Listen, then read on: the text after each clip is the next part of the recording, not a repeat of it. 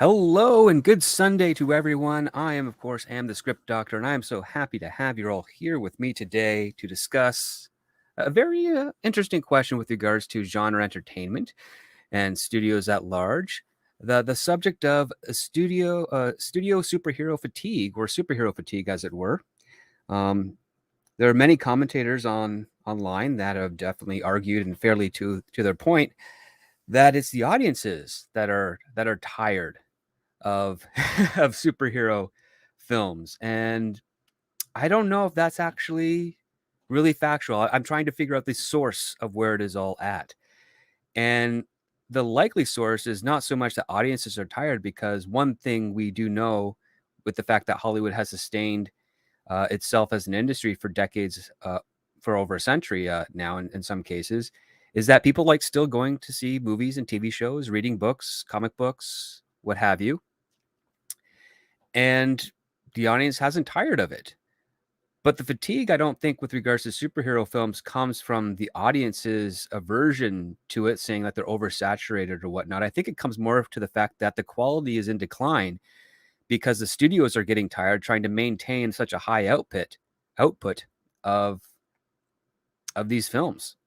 And they're not, and as a result, because there's no quality there, and because audiences are smart and they understand patterns, why are they going to invest in something that's being made with basically a lackadaisical attitude? That's the question, right? Why are they why is the audience rejecting these films? It really comes down to the fact that there was a pattern of success that Marvel did demonstrate with the earlier days in their studio. And when they started to go more with the delivery of that, basically following what they think is the demand, the quality declined. And when the quality declines, the audiences don't actually have any incentive to go and spend their hard-earned money or their time to actually do anything about it. They just don't care anymore. It's people value the time that they have and the time that they can spend with others when they're not working or having to do other responsibilities. And one of the aspects of what movies do and what television does is it's a respite from that. It's to entertain you, it's to occupy you, it's to allow you to explore other worlds, other perspectives, other characters that you might not see in your day-to-day life. And it's not enough just to have that superficially. There has to also be a meaning to it.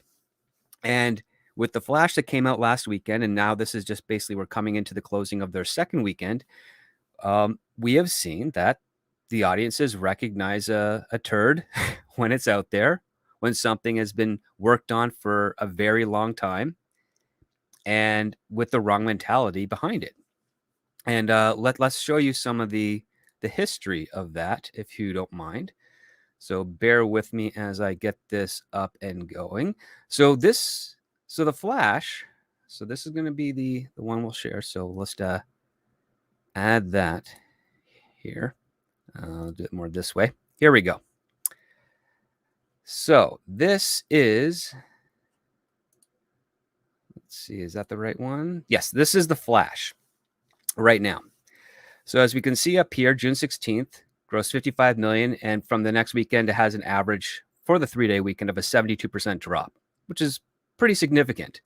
Its Friday to Friday drop is 81%, which is not the highest failure for a DC film. The highest one is technically Batman v Superman. Now, while it does have a 69% drop from weekend to weekend, it has a confirmed 82% drop. So it literally beat them by 1%. That is Batman v Superman: Dawn of Justice. Now, it did make some pretty decent money of 872 million globally, but its budget was bloated. And this little line here, as you'll probably get more details with Valiant Renegade because he loves going into this stuff, is significantly below the general window of what the box office likes with regards to this genre of film. So right now we only have a 3% weekend to weekend differential and a 1% Friday to Friday differential compared to The Flash. Now, there are some commentators who are very pro the Snyderverse, trying to say it's as bad as Green Lantern. And they're not wrong. it is kind of bad as Green Lantern. Here's Green Lantern. It's a Greg Berlanti written film, directed by Martin Campbell. And it was so bad of a script, Martin Campbell, who saved Bond twice, couldn't save it. And it pulled in 219. And again, just like with Batman v Superman, tracking far below the average, even for that time. Had a 66% drop weekend to weekend, so that's less than The Flash. But Friday to Friday had a 72%. So The Flash is still worse. And this is predating, the Snyder take version of these movies. And it basically just highlights that Warner Brothers really isn't sure what they were doing. And you can actually get a further evidence of that because I've been doing research with another DC film that maybe not a lot of people knew was a DC film. That was Jonah Hex. Jonah Hex did terribly. Pulled in 11 million worldwide. And it too only had a 70% drop and a 74% drop Friday to Friday. So it's still, even with its terrible numbers, from the audience that was aware of it and performed, it still performed better than The Flash. And that tells us a lot. It tells us that when the studio doesn't put in the effort, when the studio doesn't pay attention to what makes a film successful, they pay for it. Domestically, it's only pulled in 87 million bucks, just crossed the $200 million mark, and is very, very low on the performing side of things. Now, I don't want to get too much into the details of the box office itself. That is more to, I like how Valiant Renegade and his team discuss that. But it is very significant to point out that anything above a 69% is really the magic number with regards to the audience rejecting the approach that the studios have made. And the studios are doing this out of desperation, and they're tired and they're exhausted.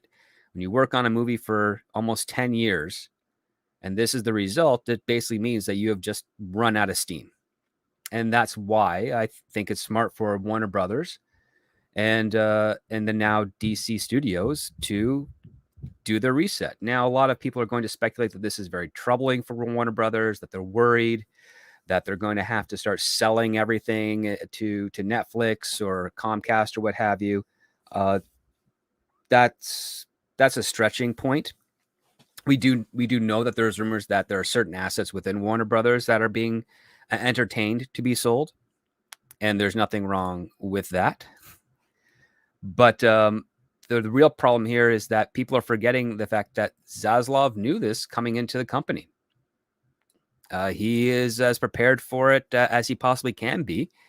And I have already stated initially when Zaslav purchased, or at least became head of the merger deal between Warner Brothers and Discovery, I have been on record saying that the next few years at Warner Brothers are going to be very tumultuous times.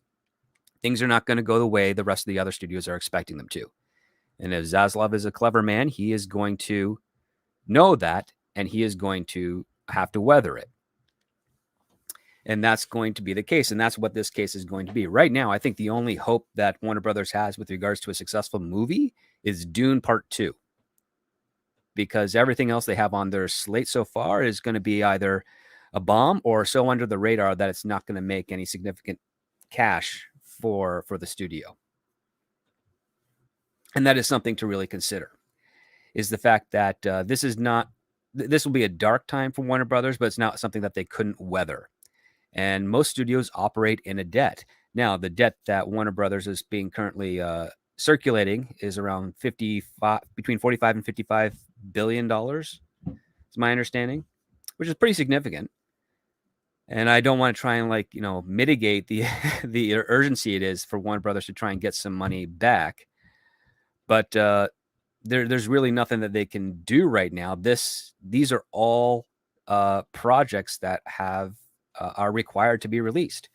Now, one of the things that's kind of fascinating when it comes to The Flash is that it was able to survive 2 significant regime changes over at Warner Brothers, where if this was being shopped around and still in the development mode, there's no way it would have survived past Kevin Tsujihara's exit and Nan Sarnoff's entry, because that's one of the things that compelled Warner Brothers to actually have to do this film. Is if it was only in development and they actually hadn't rolled film, didn't sign contracts, didn't pre-sell it internationally, The moment Alan Sarnoff took over from Kevin Tsuchihara, the movie would have been killed. And we know this to be true because Alan Sarnoff killed a lot of movies. That's what happens. Every new studio head, when they come in, if there's not something currently in production, they kill it. And The Flash had been in production already by that point. And then when David Zaslav came in, The Flash had essentially been completed. It was being worked on in the edit.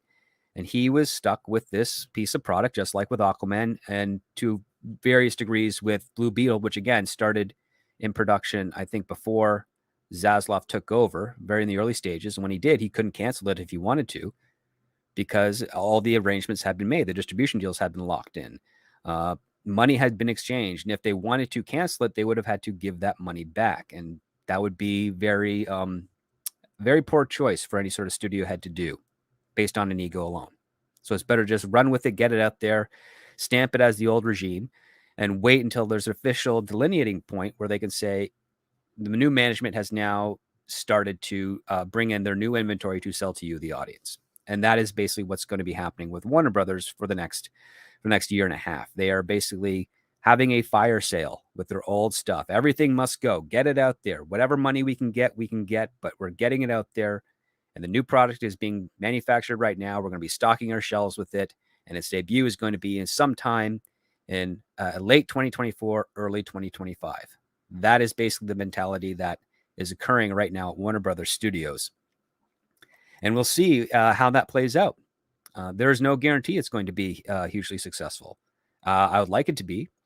One thing it does have over the last decade and years over at Warner Brothers is it has potential, which the studio hasn't had for a very long time with some of these franchises. And so the question remains with regards to the superhero fatigue is that with the old guard being essentially have already left, and you have this new guard here with James Gunn and his team who are fresh, who are excited, who have passion, there's a chance that you might get some effort in these movies. And then what are people going to be if audiences show up to it? Are they going to say that the fatigue was a failure or not real in the past few years, which I would argue is not the case? Again, it's not the fatigue in the audience. Audiences will go to see what they want to see, and that's a good thing. I think the fatigue comes into the fact that the studio heads have overextended themselves. They're desperate to get the money that they saw was there, just like with any other genre, just like when the science fiction genre really boomed up in the late 90s, just like when the teen sex comedy genre boomed in the early 2000s. And now we had the superhero genre, which was the latter half of the 2010, 2008 aughts, and then all the way through the teens. Every studio wants in on that money. And what's going to happen now is we will probably have a rather balanced release schedule and development of these films. And that's a good thing. There's always going to be that peak of oversaturation because everybody wants in on the genre that's trending well. Just like with Westerns in the 60s, did pretty decently until you had some science fiction movies and you had some spy films, and then they kind of slowly tapered off because all the other studios were still behind. They were just making a Western to make a Western as opposed to making something that people really wanted to see. And we are in that spot right now where the studios are making a superhero film just to make a superhero film. And that's where the fatigue comes from, because if you don't have the energy to give us a film that has some meaning, that has some depth to it, then where is that energy? That energy is not going to be reciprocated by the audience. And so it also goes back to, the first mishaps. Like when you take a look at something like Jonah Hex, which did $11 million worldwide, there was nothing advertised to that film as to why this movie had to be made, or to why you needed to see it, because it was a Western genre superhero film or of a DC character. I mean, there's debate whether Jonah Hex is a superhero or not. But he is definitely a Western character from the DC universe, and nobody went to see it. And it had all the staples of talent behind it. Had Josh Brolin and had Megan Fox for some reason, probably to try and get the young boys in to watch it, and they didn't show up because they didn't care, and because it was a desperate attempt. Then you had Green Lantern, which was trying to piggyback off the success, and critical success, at least with regards to Superman Returns, even though financially it didn't make sense for Warner Brothers to pursue it, even though I think they've been second guessing themselves ever since.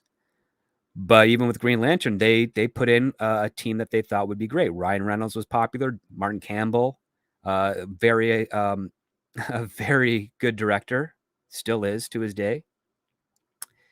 And then they got people that essentially argued that they were fans and knowledgeable of these characters, such as Greg Berlanti. And he did not deliver well. He did not deliver a very good script. In fact, what he delivered was very exciting to the studios who had no knowledge of this character.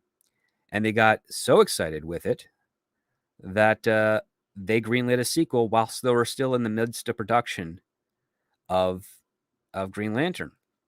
And there's your fatigue right there. It's like when you're working out, two sections of the body in the same day. If you do a leg day and a chest day, you're gonna feel both of it, and you're gonna be a lot more fatigued the next day trying to work out your arms or your legs again. You want to focus on one and then work on another for your next day so that the other parts of your body could rest. So you do a leg day on Monday, and then Tuesday you don't do a workout any legs. You let your legs rest. You do arms or shoulders or chest or something else, or your core. But what we ended up having with Green Lantern is that they did multiple exercising of work. Their attention was split between trying to make two great movies instead of focusing on making one. And it can be exhausting, and it can be confusing, and it can be jumbled, and you end up having a scene where the hero asks for help, and when he's told no, he then begs to go and do it himself anyways, which was never a conflict at all. Then we have the next aspect, which is that after that movie performed very poorly, we got A Man of Steel.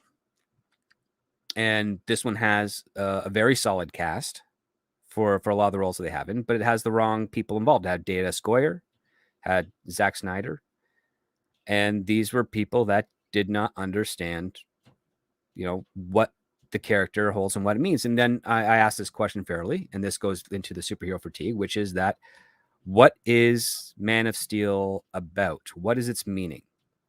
Because you can go back to the original Superman film from '78, and that is essentially a love story in regards to a father loving their son. Jor-El saves his son and then gives him the knowledge in his pod of Kryptonian heritage for him to use at one point in one day to prepare him for what may lie ahead. And then you have the same treatment with regards to Jonathan Kent, who he's there. He keeps his secret with his powers, and he protects him from his powers, but he also gives him wisdom, and he prepares him for the rest of the world and the fact that we may not know everything, but we do know that what we're here for is not for ourselves, but for each other.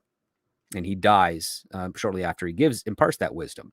So you have this father and son love. And then it goes even further, because now that he is a man, and an hour into the film, he meets Lois Lane. He is smitten with her, and he falls in love and cares about her. And he's caught into that position, which is like, well, what can he do? And then you have a nice little conflict between the biological father and the adopted father, where when Lois Lane dies and Superman is in a point of grieving, he is reminded that he cannot change the course of human history. But then his father says that you are here for a reason. And he doesn't know what that reason is. And Superman makes a choice. And he goes back in time and saves everybody. And it's a very silly ending, but it's a cobbled together one because of the post-production details at that time. That one, they were intentionally making a movie that was going to be in two parts, as opposed to shooting the initial first film for 45 days and then being told by the studio, oh, make it two, write a second one from scratch and add on a sequel. So there's a big conflict in there. But that movie has a lot of meaning. Then you go to, say, Batman, one that came out in 1989. That one, it has the meaning with regards to the villain's journey of sorts. It's the character of Jack Napier, who he is a villain. He goes through the beats of what would be a hero's journey, but the decisions he makes are self-serving. We know that his fatal flaw is blonde women, because him seducing his boss's girl with sights on taking over the throne of the mob in Gotham led to him being preemptively struck and transformed him into the Joker, which case he came back, killed the boss, took over, had his power. And the moment he sees Vicky Vale, he discards his last blonde and goes after her.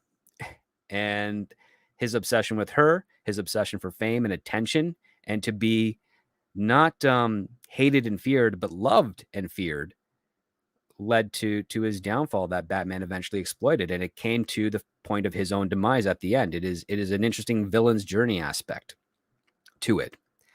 The next part then is you also have Superman Returns. And the theme there is basically family and legacy. And it's not handled as best as it could be. It's really kind of an homage and a pseudo sequel to Superman 2, but it has the spirit and the heart of what Superman was supposed to be. But it was just not the best written, at least the cut that we got. And I don't think there's ever going to be a release of the 30 minutes that Robert Meyer Burnett and Bryan Singer and co have said is out there. And that's just the nature of the game. So when I ask about, well, what is the meaning of Man of Steel? I don't get it. It's basically the humanity is not worth saving. Is that the theme? Or if they are worth saving, why? It doesn't make sense. And then the same part comes into Batman v Superman. Well, what is the meaning behind this?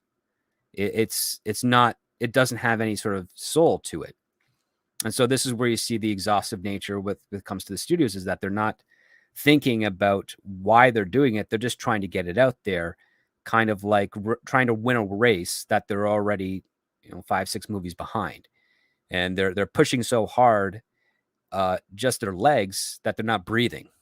And I'm sorry for all these exercise analogies, but there's just not much really I can actually do to compare it. That's as easy to grasp. But I'm just kind of throwing this out here because this is an open musing of just talking about the fact of the matter that the audience doesn't tire of people of watching sports, of watching horror, of watching comedy, of watching superheroes, of watching westerns, of watching sci-fi, of watching mystery. We don't tire of those things. We only tire of bad things. We tire of things without effort. The fatigue comes from the people at the studio level, at the creative level, who just want to do it and get it done as a chore, as opposed to someone that's basically taken their rest, done their due diligence, has something to comment on with these heroes in a building up manner as opposed to a deconstructive one, and just get it out there. And the fact of the matter is that we already have the audiences voting with their wallets in this case. The Flash had a opening, not a big one, very dismal one. One I think was probably better than what Warner Brothers was expecting to be told, because if I saw it and thought this was really, really bad, they definitely did as well. And it doesn't matter what they put in print saying it's the best superhero movie ever. That is their responsibility to the company and to the people invested in the company to make sure that they don't say anything that could negatively impact the performance of the film. So they've done their job. I'm actually going to be very curious about the next Warner Brothers earnings call when it comes to this subject, because it will be brought up. And there will be some clever talk around it.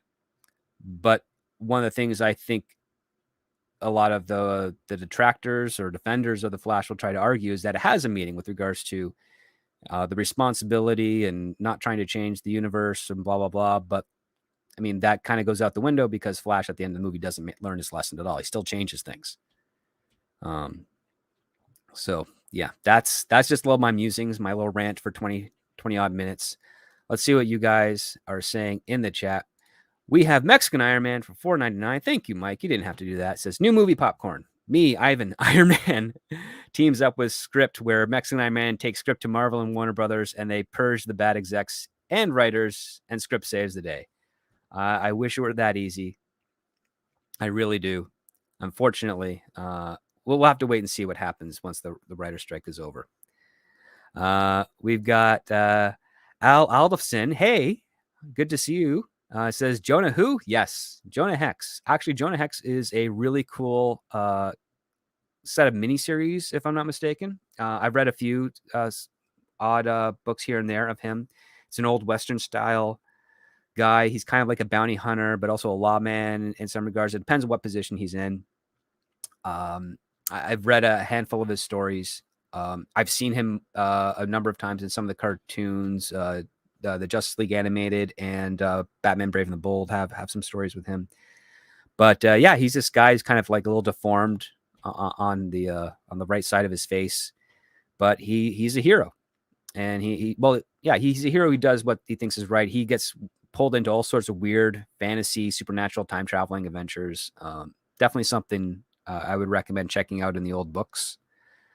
We also have Rust in Peace. I'm sorry. He says, despite the Miller problem, I don't want DC to fail. Unlike Disney, where I kind of want them to lose money now. Well, this is really just part of the the detoxification of just bad decisions at DC. And I'm not talking with regards to like toxic masculinity or any of that stuff.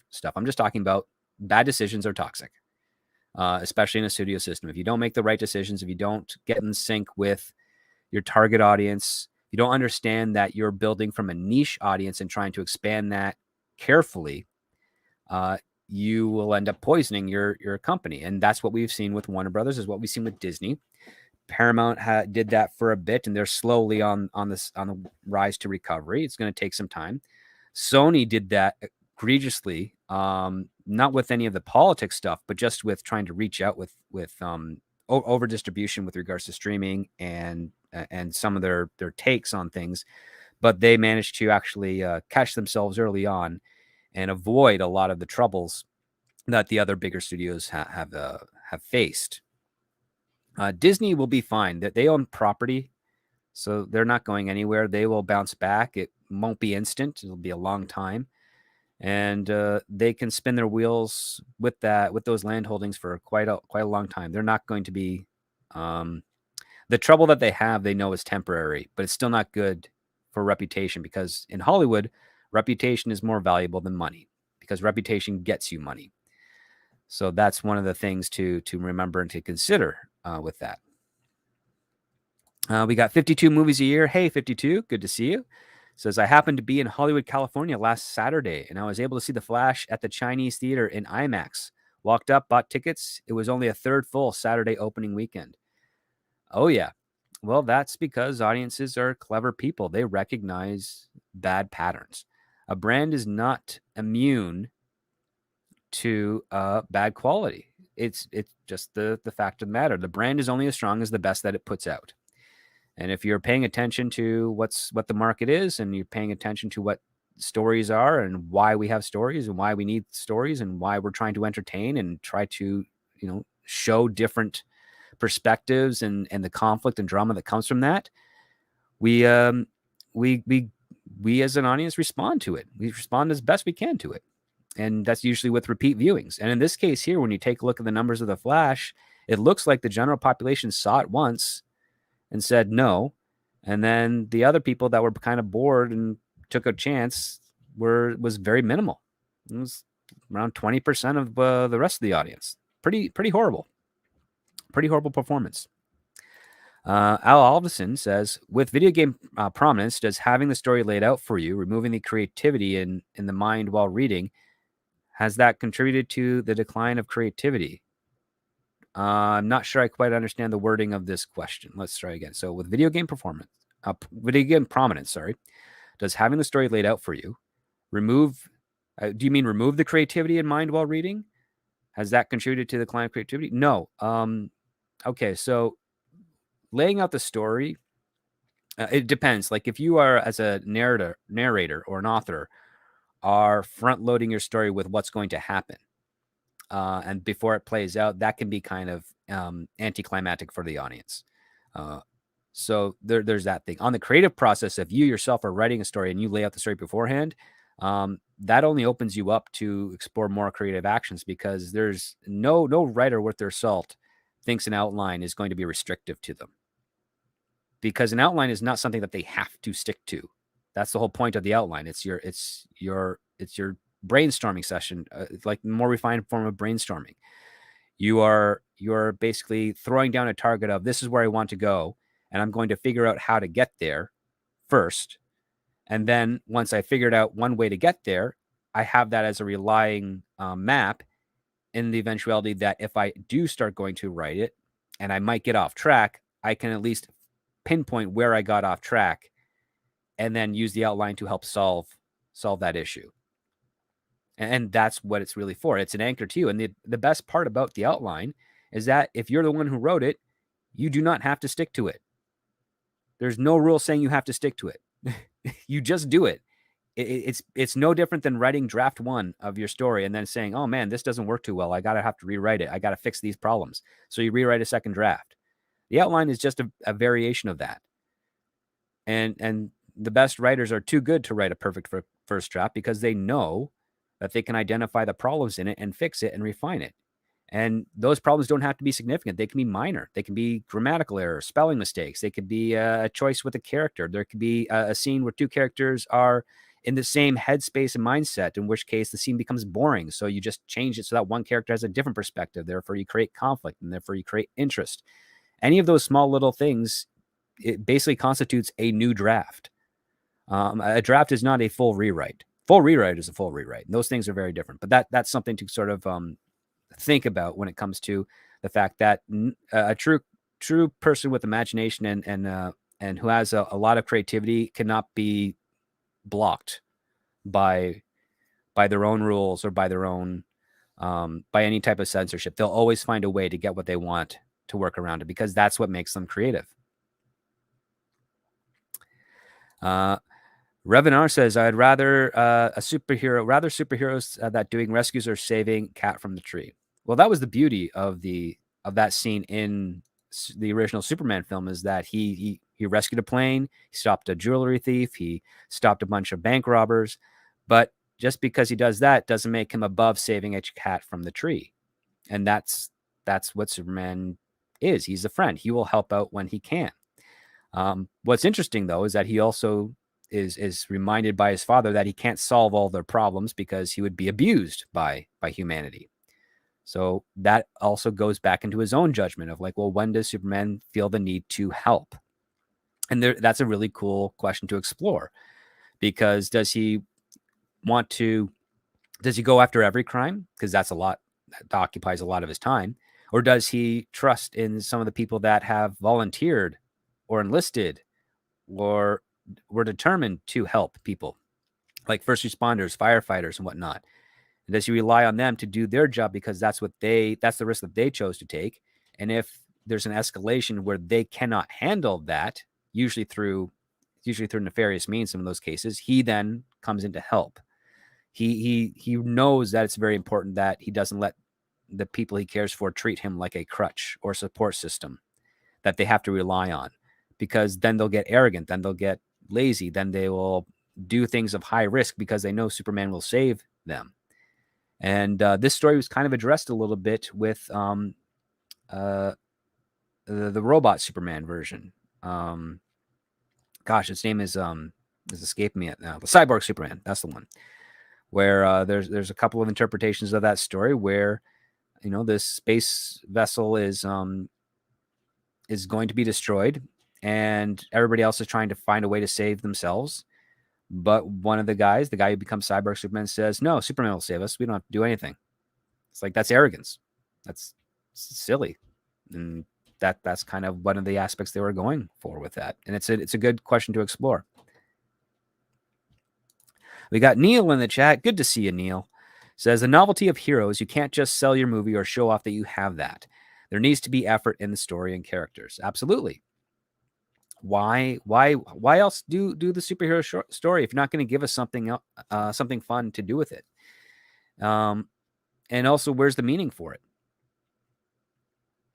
Because again, like, the reason we latch on to the entertainment that we like, be it books, television shows, films, is that there's something meaningful to it. There's something that we have grasped on to that was being conveyed by the people that worked on that product that we like. Whether it's an approach to justice, whether it's an approach to romance, whether it's an approach to solving a problem, or whether it's an exploration with oneself or a coming of age story, there's something that we as an audience have found or identified in that story that we are drawn to and we like.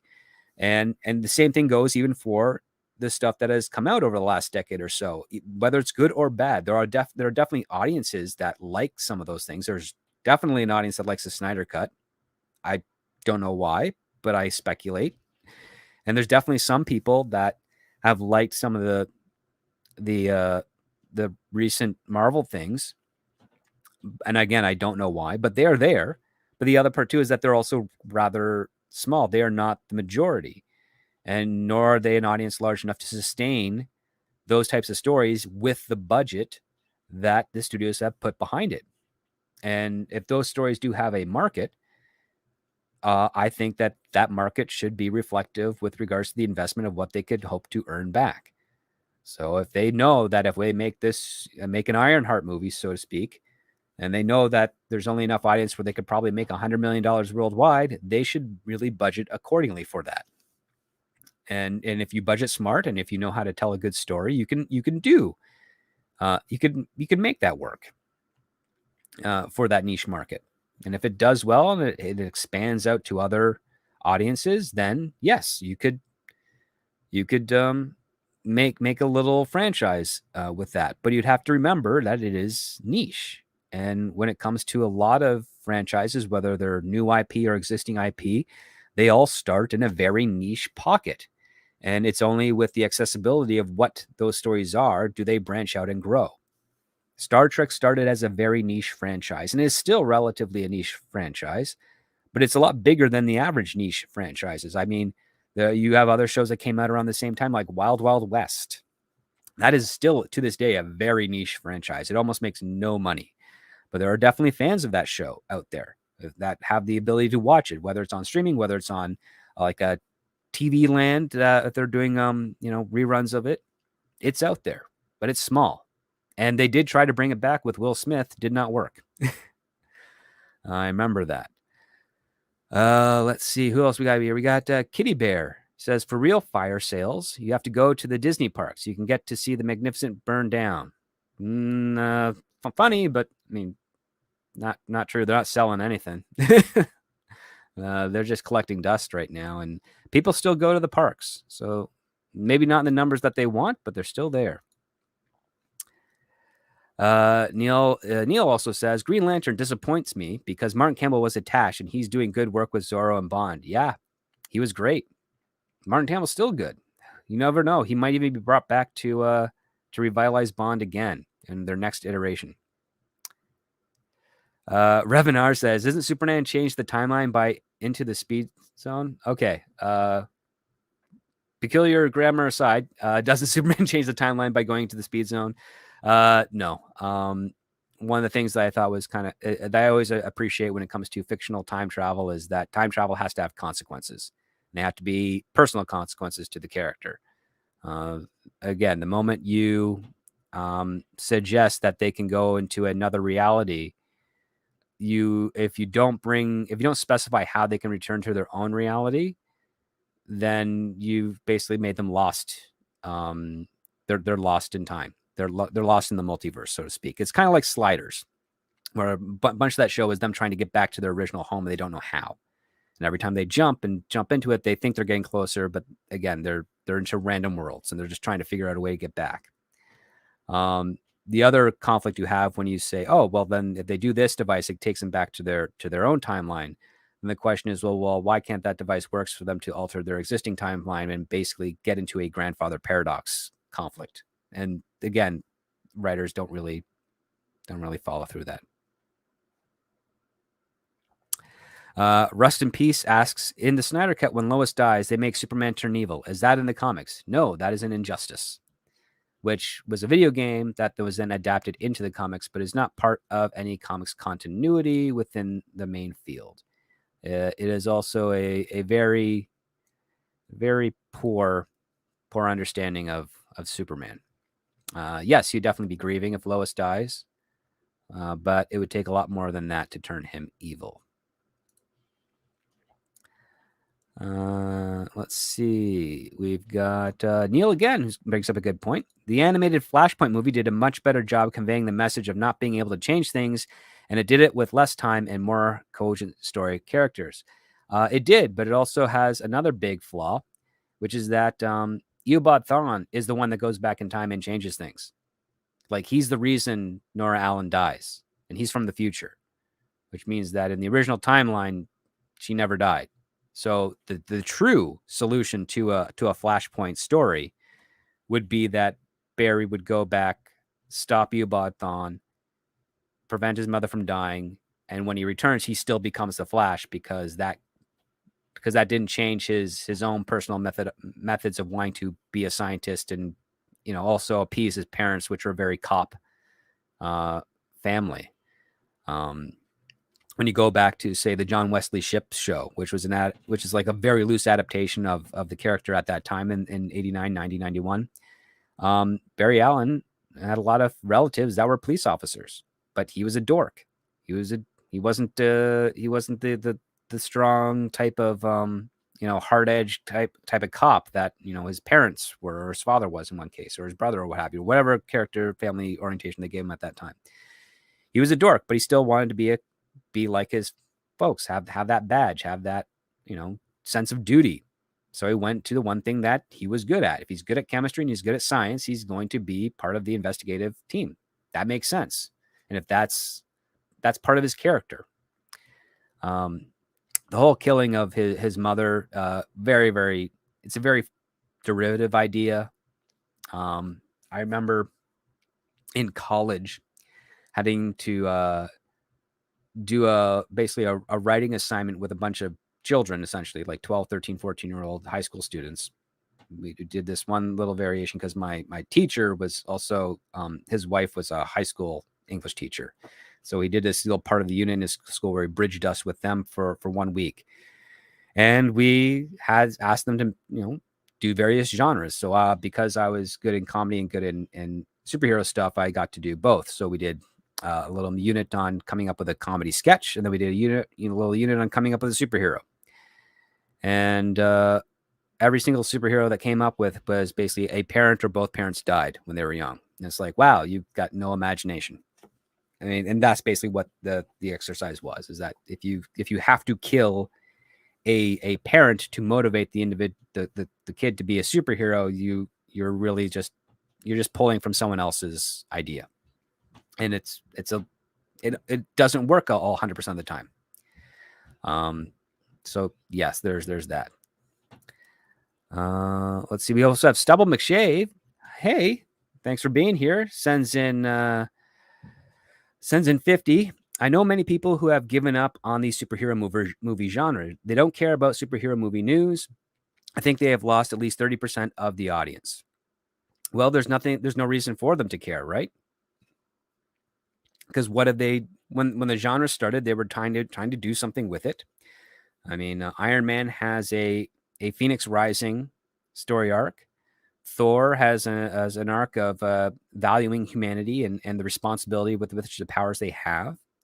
Captain America has an arc of, you know, being so willing to fight the bad guys because it's the right thing to do, but understanding that they're doing it because they're fighting for something and having something worth fighting for to come back to, which he didn't really have that. He was a little, you could argue he was willing to sacrifice himself for the cause, which is noble. But the other part too is like, there's an additional reason that he finds with that when he falls in love with Peggy. He's like, he's fighting for her. He's doing this for her. Even if it means that he's not going to be with her in the end, he's doing it for that reason as well. And it branches out even more. And there's something to that.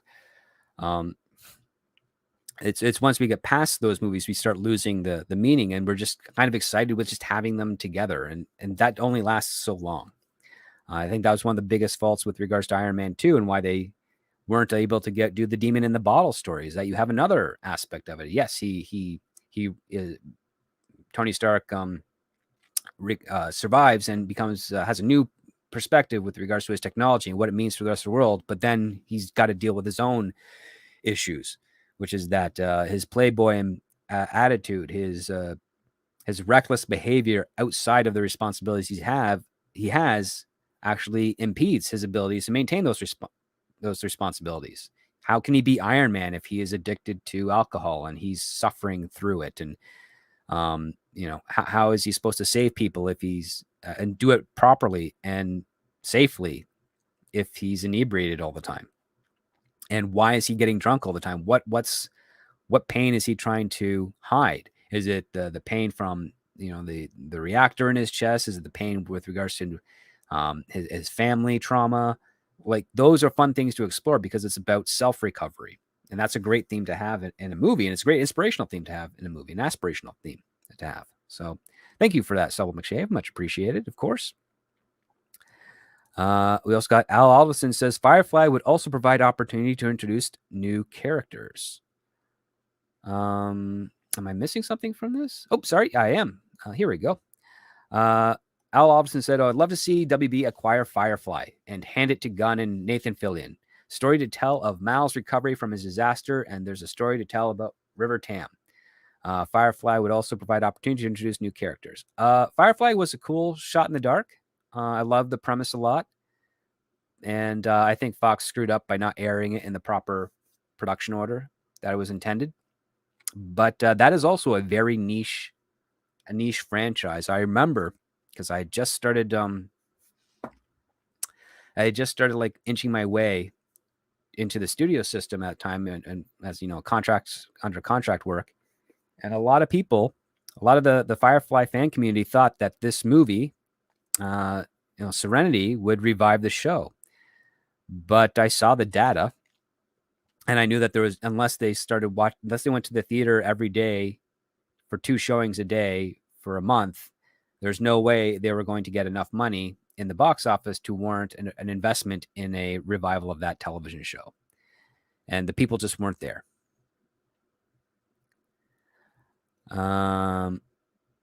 Black Az says the Flash TV show was better than the movie. Not by much, but yes. It was also cheaper than the movie in every way. Let's see here. Black Az thinks Injustice is the best Superman. I don't know. He's not. Sorry, I disagree with you on that. He's the most boring Superman, in my opinion. It's like, every single one of his solutions is, it's Zod. He's Zod, essentially. He's like, kneel before me or die. Bored. Don't care. Not intimidated by that. Because one is either slavery, the other one is either eternal peace. Nothing really in between there. We got Vinzinger, a.k.a. EI Otaku, a.k.a. the Weeb Pillar. Good to see you. Says, the only superhero films I'm more excited for the ones from Indonesia. Oh, cool. Goes on. The Indonesian superhero films come from the cinematic universes such as the Bumalangat cinematic universe and the Satria Dewai universe. Oh, cool. That's something I'm unaware of. I should check that out. Bear with me a second. I'm going to write that down, or maybe my phone. I'll just take a picture of that. I am interested in exploring that because I like foreign cinema. I like Bollywood and Tollywood. I've fought for jobs to do dialogue work for those films before the pandemic. They were a lot of fun, and the enthusiasm behind them was great. So I think that's something to go on there. We got Neil says, I think what has also contributed to some audiences losing interest in superhero films is the lack of a good hero's journey. Phase 4 was notable with their new characters not having any obstacles. Yeah, there weren't any real obstacles or challenges. I was very excited for Shang-Chi, even though I only read maybe about a dozen of the comics before I even knew of the character. And the reason I did that is because I had worked with the star of that movie before on a few projects prior. And I kind of rediscovered the character again when there were arguments made like there's not many Asian superheroes. I think only a couple of the people in that group brought up Kato from the Green Hornet. And I was like, well, that can't be right, because I know there are some. And so I basically just went back into my own archives. And then I remember seeing, oh yeah, I've got around a dozen, Master of Kung Fu books. And yeah, I thought, oh, this is a pretty fun story. And then when I heard the premise of what they were doing with Shang-Chi, I was like, well, they're really straining away from the interesting aspect of it is that this is a guy who's kind of like who's really really good at kung fu, and like one the best in the world, and because he's mortal, that gives him a struggle and a flaw. And then I saw it was Dave Callahan writing it, and I'm like, well, good luck. This is already a bomb, and it was. So, yeah, the things I would have done with that story, I would have. I think the angle with regards to trying to resurrect the mother and the wife is a good one, but I don't think they handled it quite well.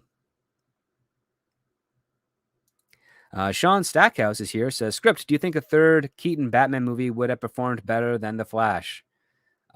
If that's the only thought they put into it, no, it would not have performed better than The Flash. We already know that for sure because The Flash is essentially the third Keaton Batman movie. There it is. It's not enough just to have Keaton in the movie. You have to give that movie some sort of relevance. It has to have some meaning to it. It's further proves the point that it's not good enough just to bring back those legacy characters and put them on screen together. You have to do something with them that makes it worth the effort. If The Force Awakens did have Han, Chewie, Luke, Leia sharing one scene, and it was just a scene saying hi, then bye, and then they walked off, which is pretty much what Disney would have done if they wanted to go that way, everyone in the audience would be disappointed because they would have wanted more and they would have wanted to have something of meaning.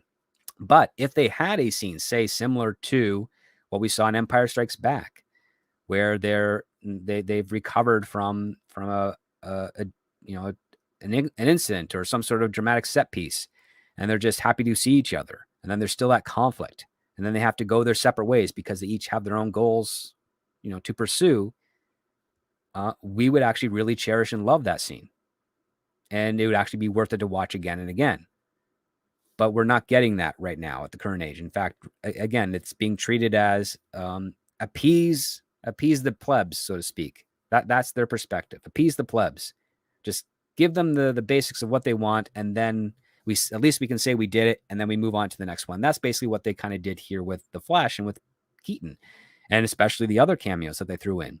They didn't do anything with it. What meaning is there to have a digital recreation of Christopher Reeve and Helen Slater flying, standing shoulder to shoulder, looking at the end of the universe? Why do that? What's the point? What did it add to the movie? Nothing. What did it add to have some of the voiceover of Adam West Batman in there? What did it add to have the CG Nick Cage fight that spider? Nothing.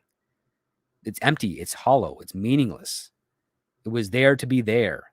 It was there to basically dangle keys to the people that are intimately familiar with the history of those franchises and those, in theory, those in development works that were canceled. It means nothing. And so at the point, what is the point? When it came to, say, Spider-Man No Way Home, what did they do with that? Well, they gave us an update with Peter Parker, and they made him more of a mentor character. That's the Tobey Maguire one. Then you also have Andrew Garfield's Peter Parker, who is still grieving, still having an issue with his inability, with his failure to save Gwen Stacy. And then they give him his moment to prove that, yeah, he may have failed that one time, but he knows that he can do it again. He knows that he won't fail again. So they gave us some meanings with that.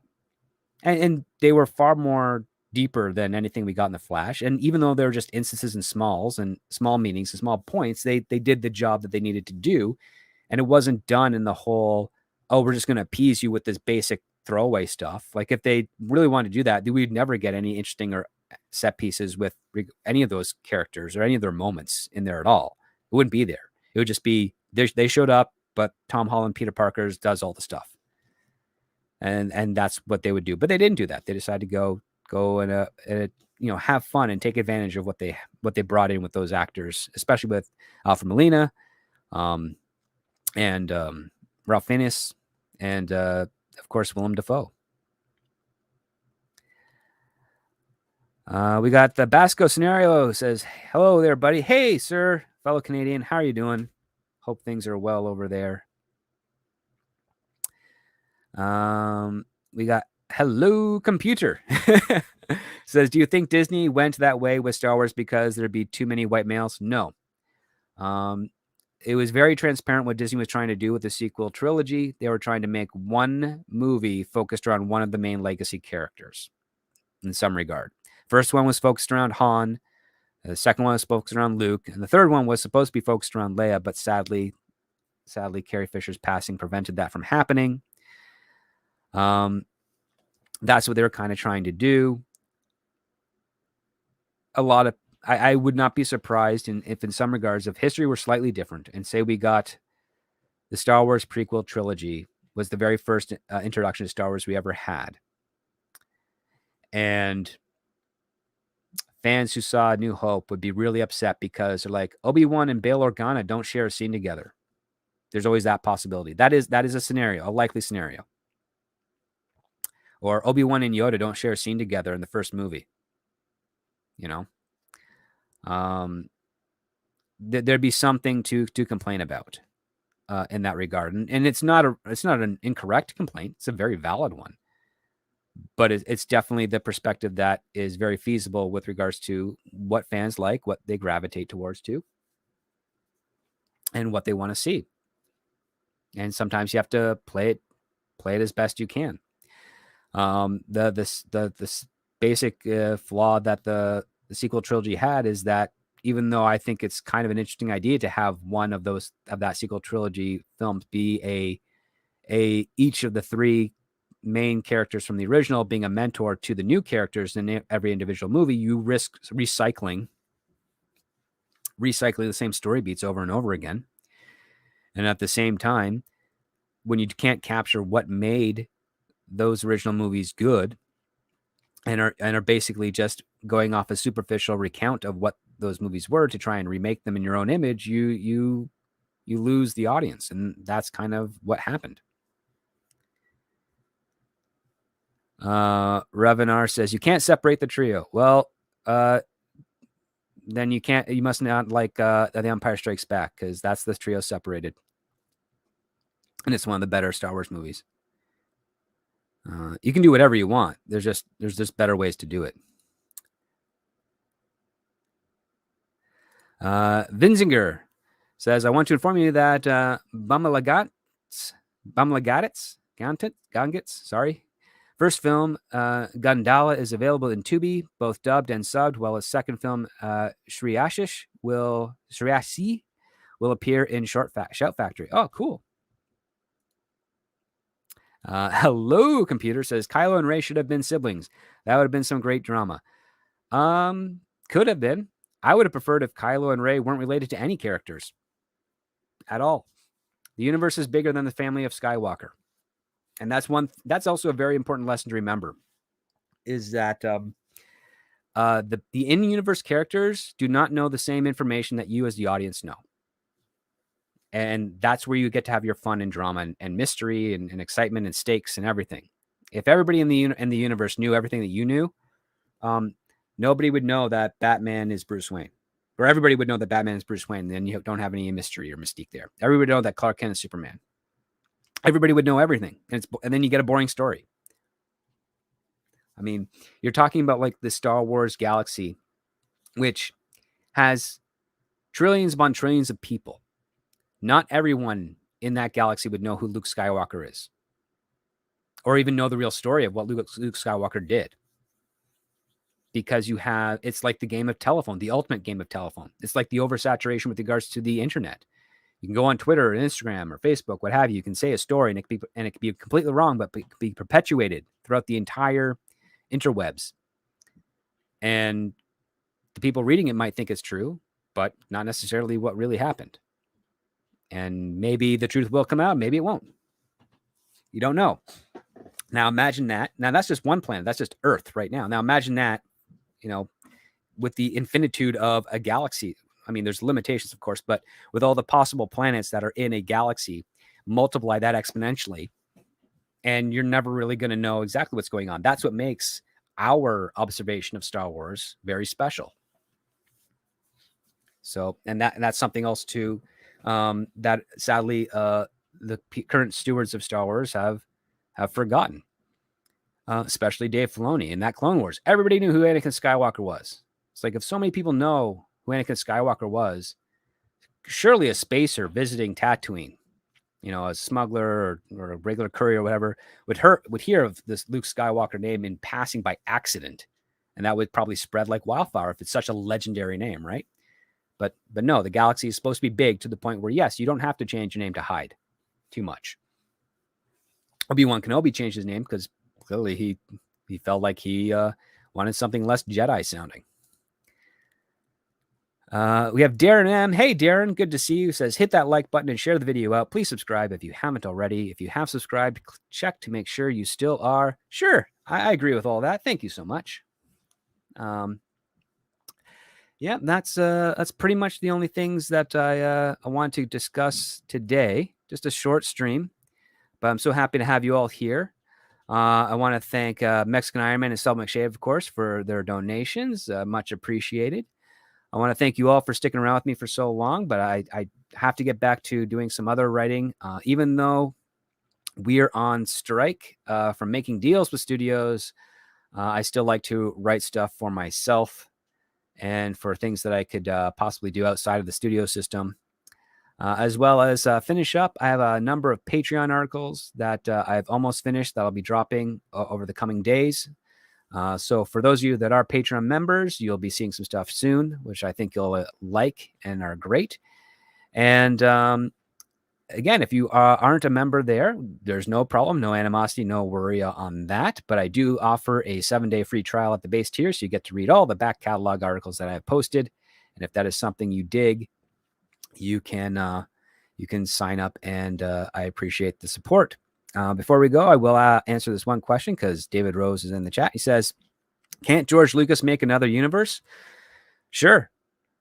But why can't you make another universe, David Rose? Why can't you go out there and make a fun universe of characters and stuff? I think everybody should take an effort at it and give it a shot. It's always a great learning experience. It's always a lot of fun. And maybe it helps you discover a little bit more about yourself than you would have otherwise if you hadn't done it. So with that being said, thank you so much, everyone, for hanging out. We'll see what happens later this evening. Maybe I'll be joining Nina Infinity and the ladies for some Conan. Don't know for sure. I've got to get back to work, but I really appreciate you listening to me muse and spout off, silly stories and takes and things on the industry. Have a wonderful rest of the weekend. If I don't see you before Canada Day or the 4th of July, have a wonderful holiday. And never forget, when it comes to great story, it all starts with the script.